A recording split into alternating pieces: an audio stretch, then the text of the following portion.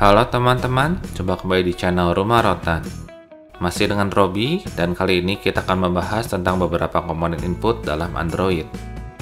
Sebelum kita mulai, jangan lupa untuk subscribe agar channel ini bisa terus berkembang dan kalian bisa terus mendapatkan update terbaru dari channel ini.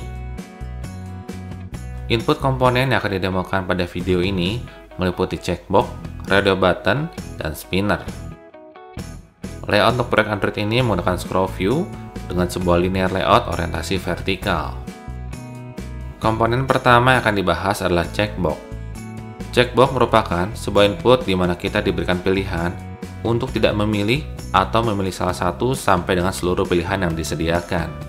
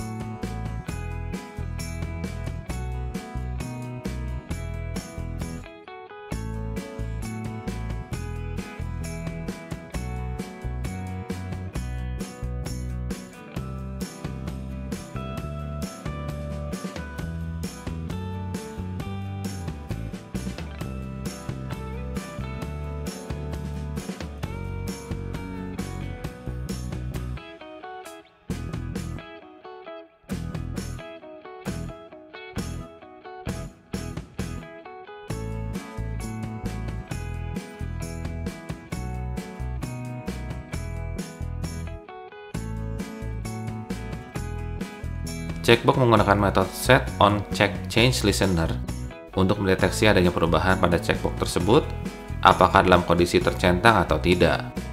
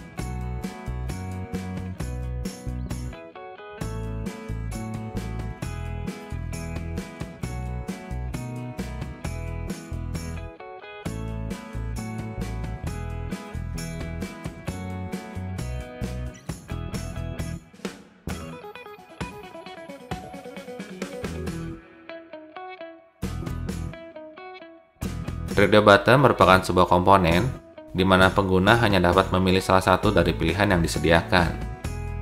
Radio button digunakan untuk pilihan-pilihan yang terbatas yang biasanya jumlahnya berkisar 2-3 pilihan.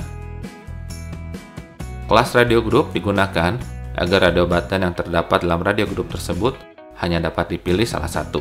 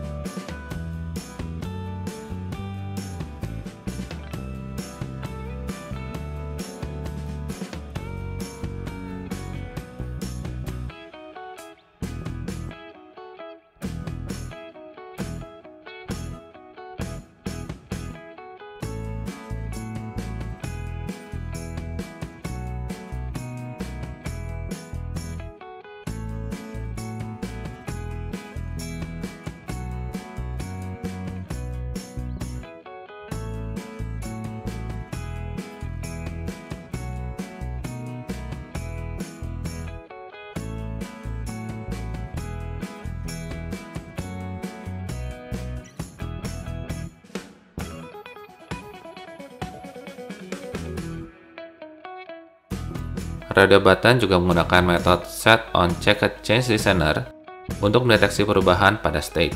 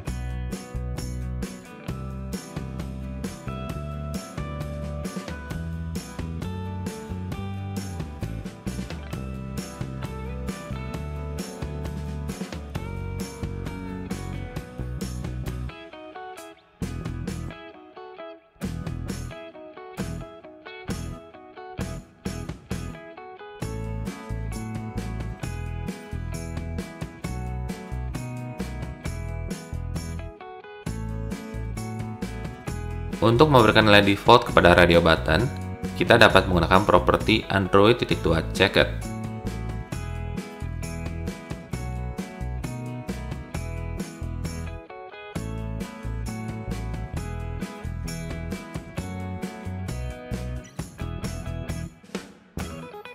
Spinner merupakan sebuah kelas atau komponen pada Android yang dapat menampilkan pilihan data lebih banyak dibandingkan radio button.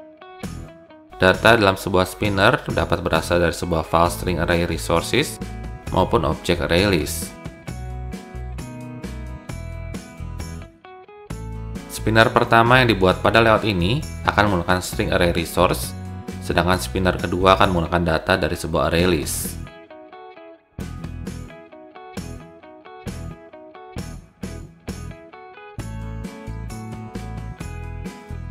String array resource dapat dibuat pada strings.xml dengan nama tag adalah string strip array. Properti dari tag ini adalah name atau nama dari string array resource yang kita buat. Di dalam tag string array ini, kita dapat menggunakan tag item sebagai data yang akan ditampilkan pada spinner.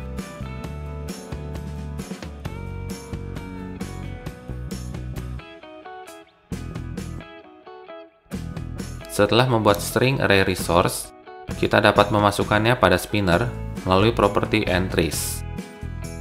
Properti entries ini akan berisi value @array garis miring, kemudian value attribute name dari string array yang kita definisikan pada strings.xml.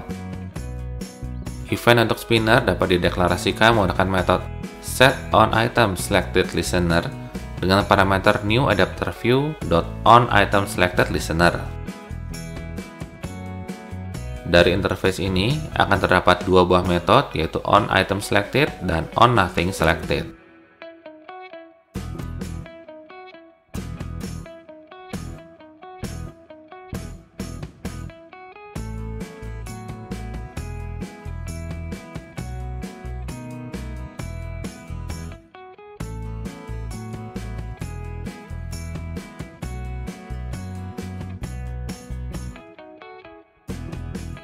Untuk mengisi data pada spinner kedua, saya akan membuat sebuah kelas yaitu kelas faculty. Kelas faculty akan memiliki dua buah atribut berjenis string, yaitu code dan name.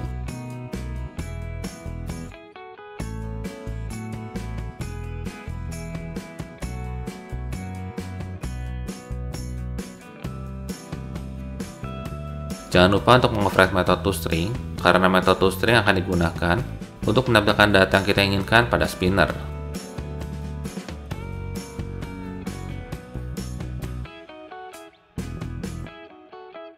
Tahap berikutnya adalah membuat objek ArrayList pada mainActivity.java. Proses inisiasi dan pengisian data dilakukan pada metode onCreate.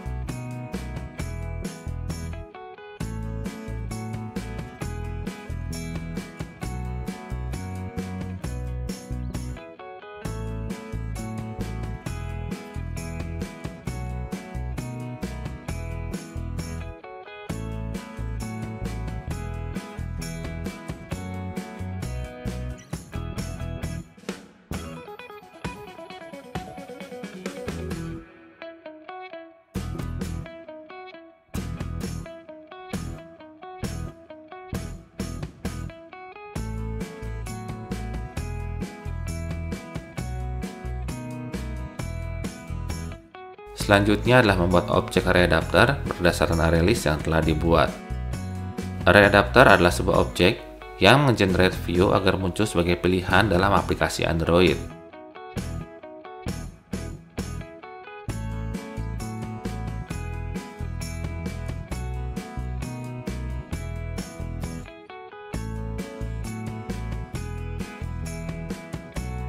Langkah terakhir adalah memakai metode setAdapter untuk objek spinner yang akan diberikan data tersebut.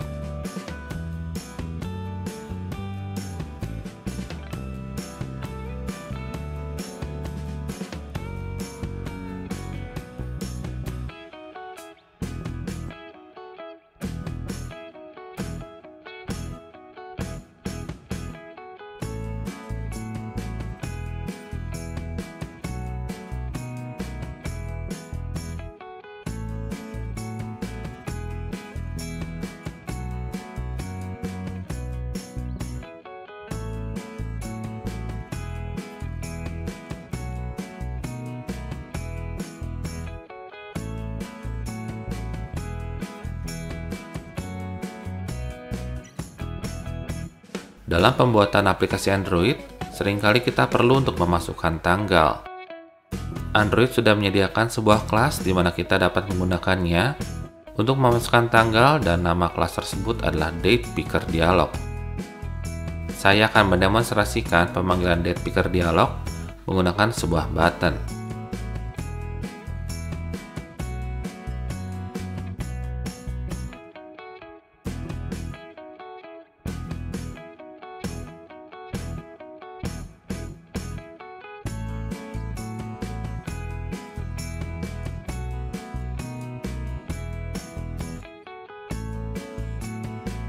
Dalam mainActivity.java, saya akan membuat dahulu sebuah instance dari calendar class.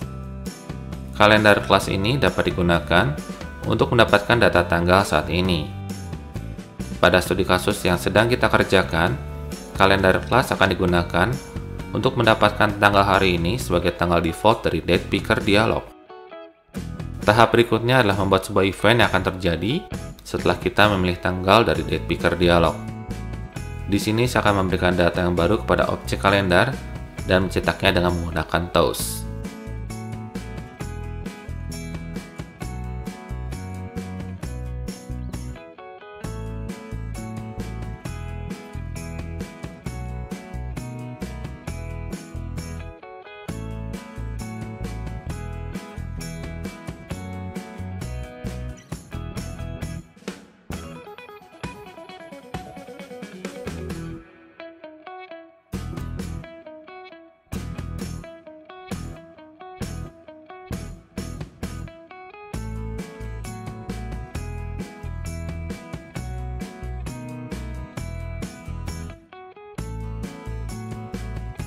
Langkah terakhir yang kita buat adalah memanggil datePicker_dialog melalui sebuah tombol yang telah dibuat pada activity_main.xml.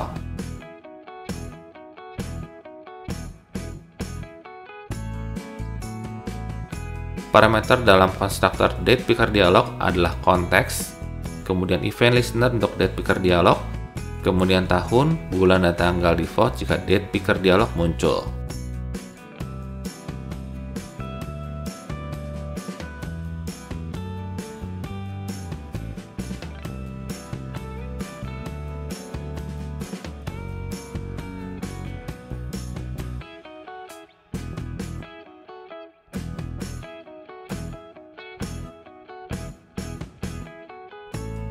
Setelah seluruhnya selesai, kita dapat mencoba DatePicker Dialog pada smartphone atau emulator.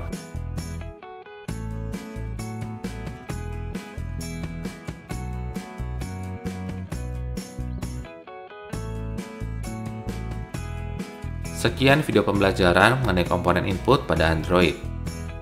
Dukung terus channel ini dengan klik tombol subscribe dan jangan lupa untuk komen, like, dan share video ini.